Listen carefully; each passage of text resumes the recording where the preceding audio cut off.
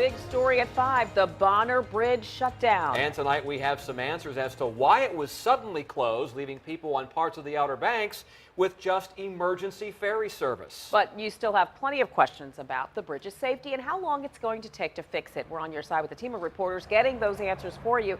Aaron Kelly is looking at the big headache for drivers that will likely be going on for several weeks. And Ann McNamara is digging into the debate between the Transportation Department and environmental groups. But our coverage begins with Andy Fox, just back from a news conference we brought you on wavy.com, and a look at what's wrong with the bridge. Andy? Tom and Nicole, this is not a new problem. 2 weeks ago, a contractor was hired when they noticed increased erosion around pilings. A few sonar readings were taken before Thanksgiving, then on Friday, then another one Tuesday that showed quickly advancing erosion.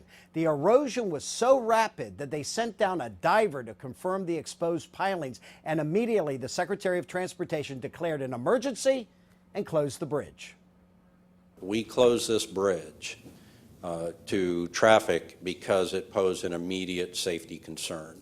Secretary of the North Carolina Department of Transportation, Tony Tata, provided these renderings of erosion around the Bonner Bridge. This is side-scanned sonar showing the massive area of erosion, which has taken 9 pilings below the minimum safe threshold of 20 feet. Those 9 are buried only to 13 feet, 7 feet short.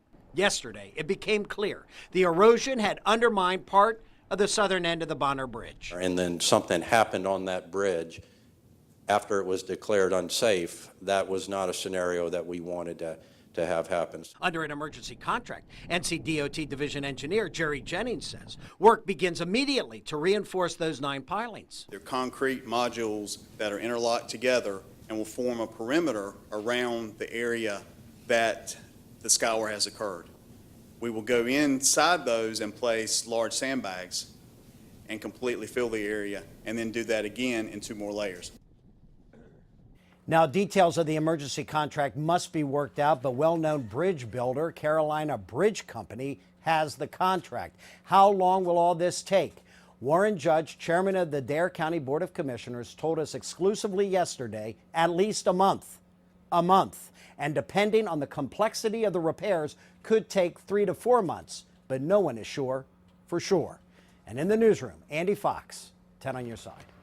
NCDOT says it closed the Bonner Bridge because of an immediate safety concern. But if you talk to some, they'll tell you it was bound to happen and will happen again, even with a new bridge. 10 on your side's Ann McNamara continues our team coverage with both sides of that story. Ann?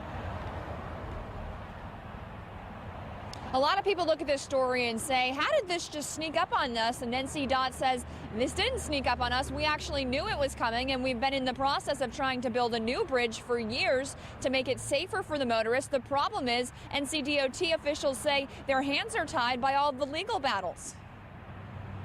The stupidity of what these environmental nuts have been doing to us down here. State Senator Bill Cook says the Southern Environmental Law Center has stalled the construction of a new, safer Bonner Bridge by challenging NCDOT in court.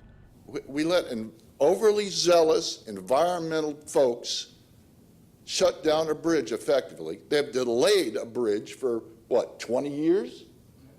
It's insane. NCDOT awarded a contract to build a replacement bridge 2 years ago, but the Southern Environmental Law Center took the DOT to court, saying it hadn't considered all options for protecting coastal wildlife. The group proposed building a longer bridge, reportedly 17 miles in length, to replace the current 3-mile span. A federal judge ruled against the group in September. The same group then filed a complaint at the state level, taking issue with DOT permits for the new project. All of this leading up to this week when sonar scanning deemed the old bridge unsafe. The group then issued a statement blaming the DOT.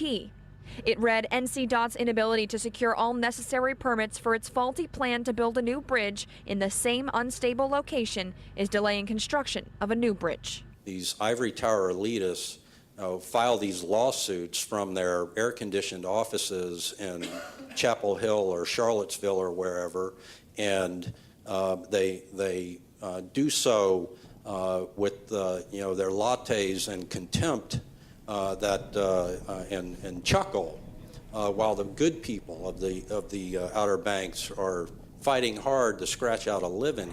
These officials are fired up. They say they cannot take this legal battle anymore. It is not safe for the people of Hatteras, for the transportation in this area. But we spoke to that environmental group today. They say they will continue to fight these battles in court, and they say they are confident they will win. Live in Dare County, I'm Ann McNamara, 10 on your side.